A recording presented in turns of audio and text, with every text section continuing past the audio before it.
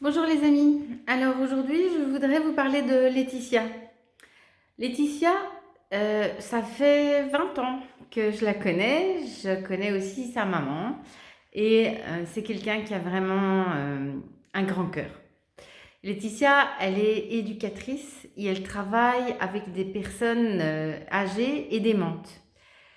Et évidemment, durant la première vague, même si les résidents sont relativement épargnés, le stress est bien palpable et les éducateurs et éducatrices portent le masque, ce qui perturbe profondément les résidents.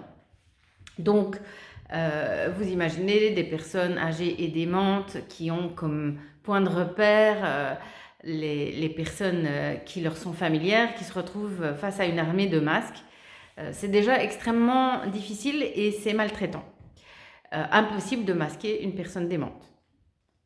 Mais la première vague se passe bien.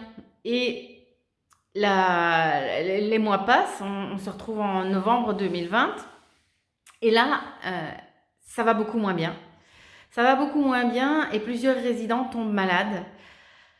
Avec des grandes difficultés pour les isoler parce qu'ils ne comprennent pas les consignes et donc on se retrouve à devoir les attacher parfois dans leur chambre, dans leur lit. C'est toujours très difficile à supporter pour le personnel, hein, pas seulement pour la personne qui est ligotée.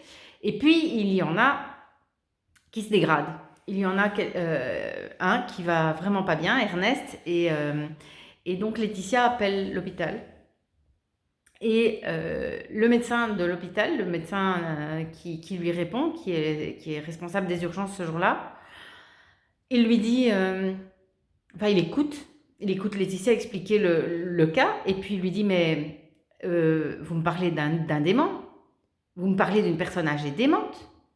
Elle dit, ben oui, c'est avec ces gens-là que je travaille. Il lui dit, mais vous ne croyez quand même pas qu'on va soigner ces gens-là?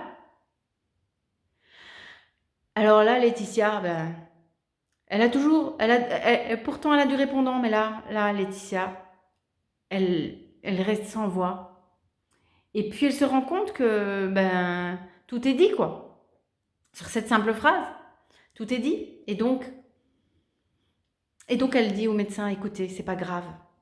C'est pas grave, nos résidents, on les connaît et on les aime. Et, euh, et s'ils doivent mourir de Covid, au moins mourront-ils près de nous et avec tout notre amour. Et elle raccroche.